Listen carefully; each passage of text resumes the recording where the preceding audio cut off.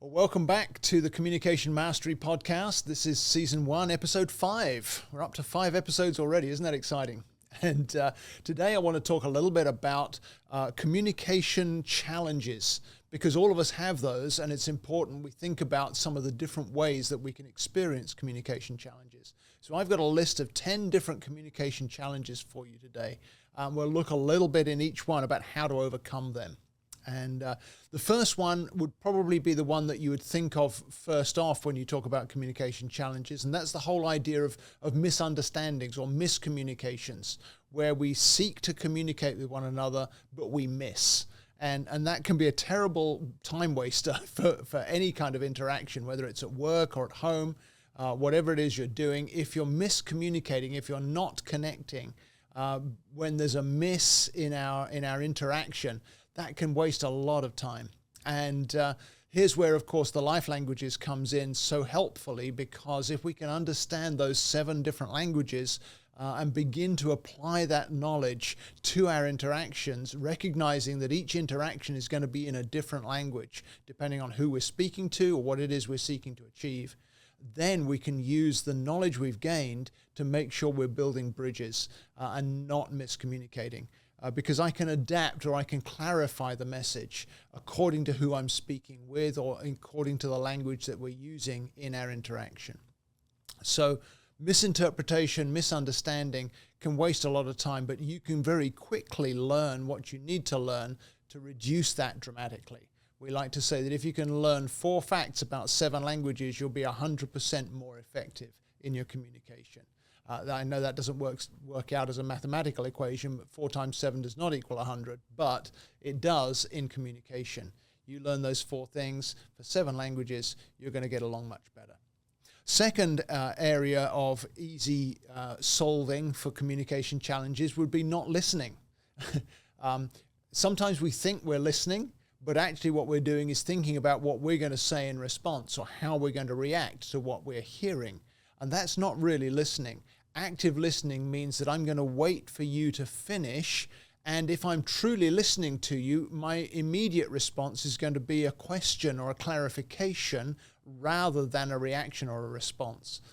If I don't listen to what you're saying to me, then I'm not going to be in a position to respond effectively to what you're saying, because I haven't heard it. I've been thinking through my own thoughts of what do I want to say in reaction. And too often reaction gets in the way. And so not listening is a big challenge, but it's one, again, that we can discipline ourselves or teach ourselves to get around it or to reduce that challenge. Because when I learn to listen to you by clarifying what you've said or repeating back even what I think I've heard you say, then we'll find that we catch some of those areas where misinterpretation or misunderstanding was creeping in. That was number 1, of course. So not listening is a big challenge in communication, but again, a second one that we can easily tackle if we're aware of it. The third challenge is a little more difficult, and that would be what I would call a lack of trust. If I'm different from you, or if I'm hesitating to connect with you because I understand that we're wired differently, I haven't built that level of trust yet where I can communicate without a fear of misinterpretation. Or alternatively, you may not be able to receive what I'm saying because you haven't built the bridge to be able to trust me yet. And very often it's past experience that's playing into that, whether it's in our interaction or it's with other people in similar settings. Too many of us carry the baggage, if you like, or the bruises of past miscommunication. And a lack of trust can really be a challenge to tackle. And that's where I find coaching can so often help. Because as I've learned more about the life languages, I've learned to have a greater confidence in connecting with other people who are different from me. It's enabled me to offer some of the keys that help to build trust. And therefore, because I can build trust through creating this atmosphere of openness or of honesty, that then helps the bridge to be built. You can't drive a 10-ton truck over a 5-ton bridge. You have to build that trust first.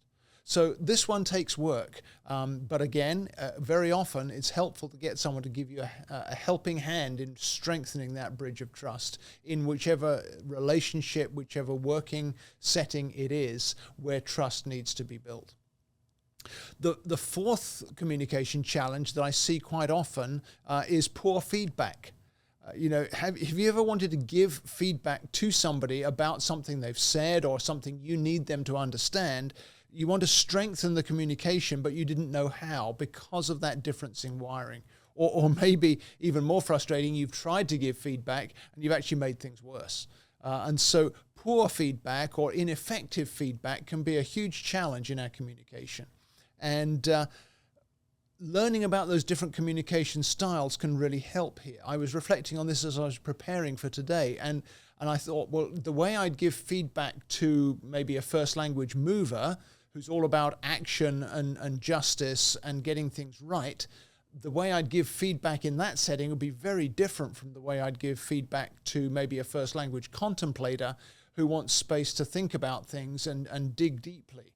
So the way I would offer the feedback would vary according to who I'm giving the feedback to or according to what the situation is. And again, learning the science of communication can really give us strength in some of these areas to begin to tackle those challenges. Along with poor feedback, number 5 would be a fear of speaking up, because I know a lot of folk are not confident in how they're wired and how they communicate. And so that's another thing I love to help with, is to give you that robust self-awareness where you know what it is you have to offer. It tackles that lack of self-confidence at its root, if you like, because now you understand this is me and this is what I'm bringing to this interaction, to this exchange, whatever it may be. And especially if it's in regular specific settings. Maybe it's with a spouse, or maybe it's with a boss, or maybe it's with your key client that you struggle to connect with sometimes. Whatever that setting is, if I can help you to see what strength you're bringing to that interaction, then you'll find a confidence that can overcome that fear of speaking up. Hesitation that comes from that fear can often be the hindrance that prevents the bridge of communication being built. And some life languages are prone to being more easily able to judge or to misunderstand intentions or motives. They're looking at what is your motive or what is your intention? Where are you going with this? And if I can quickly recognize distress in some of those languages, that can help to open the door to other people's input. And again, it overcomes that fear of speaking up that other languages would have in that setting. That's 5. Let's go on to number 6. Body language is also a very key part of communication. And sometimes body language can be unhelpful. If you've got that kind of resting frown face, or you tend to communicate mostly with your arms folded, that's going to be a challenge to some people to connect with you. And if you understand that about yourself and you recognize that it's causing a difficulty in the communication, then you can choose to train yourself to react differently. I know people who say that when you're speaking, even if you're speaking on the phone with someone, if you force yourself to smile, literally your tone of voice changes. And particularly if it's face-to-face, you can, I'm not talking about feeling fake here, but on the other hand, if you recognize that some aspects of your body language tend to hinder connection, you can train yourself out of some of those things when it really matters. I'm not saying it needs to be all the time, but I am saying that there are settings where it can be very helpful for you to train yourself to modify body language. You may need to adapt your preferred style in an interaction. If you're the kind of hard-charging type of person who wants to get stuff done, then you'll communicate more effectively with others who are not wired that way if you learn to give them space to reflect or invite their way into the conversation. But if you pay attention to what you're doing with your body and your face in the interactions, then you're able to tackle that challenge more effectively. Again, you sometimes can't see what you can't see. Usually you don't communicate with a mirror, so you can't see how you're coming across to other people. Sometimes it helps to get a friend to observe you in a communication. Practice with a friend if you've got a difficult conversation to have, and say, hey, can we practice? Remember, one of our takeaways was to find someone you can trust that you can practice this stuff with. Practice with a friend and say, if I was to say to you, what you did there was wrong and I need you to change it and let's fix it now. If you were the person I'm going to say that to, how would you receive it? And they can tell you, well, you're coming across pretty powerful there. Or they could say you're coming across hesitant. And actually that person's not going to hear you if you're hesitant. They're going to think that you're hedging or you're trying to deceive them or whatever it may be. So body language is an important part because the words we say are only a small percentage of our communication. Tone of voice is a huge part of it, but also facial expressions, body language, the actions of communication are just as important as the words. Number 7 on our list of 10 is conflict. Conflict can easily short-circuit communication. And it usually arises when we fail to understand the personal communication styles, the preferred communication styles of the person we're interacting with. And so if I'm not fully understanding where you're coming from in your communication style, I'm not able to appreciate the strengths that you bring because you're different from me. And therefore, the conflict increases. So if I'm getting a deeper grasp of the 7 different languages, if I'm learning those styles in a way where they're internalized for me, then I can actually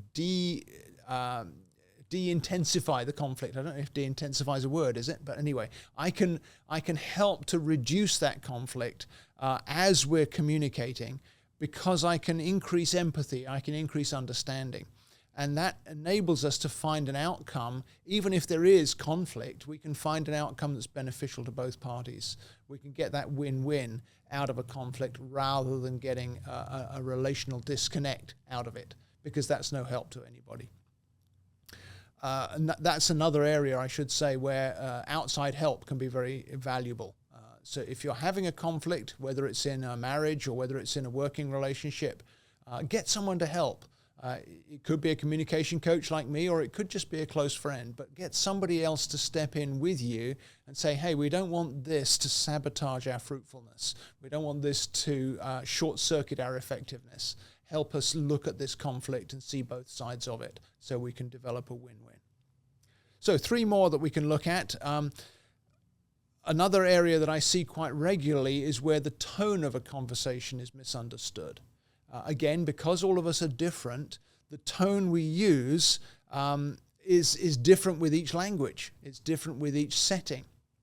And I love it when I teach workshops because the participants suddenly gain this aha moment, this insight into each other in ways that shed light on their tonal differences, where a difference in tone could easily cause a conflict, but now we understand where it's coming from, it doesn't need to. The example I would use for this would be a time my wife is a very high responder as her first language, and she's very sensitive to emotions and to feelings. But one of her close friends is a high producer who's very hospitable and very good at resourceful management. And I think, if I recall, Jane was going to a party or some kind of event where she was taking some of the food, and then they called her on the way to say, could she pick up ice because someone else had forgotten it. This made her late for arriving, and her friend met her on the porch at the front door, and she kind of had her hands on her hips, and her tone of voice was very matter of fact. Where's the stuff? Give me the food, whatever it may be.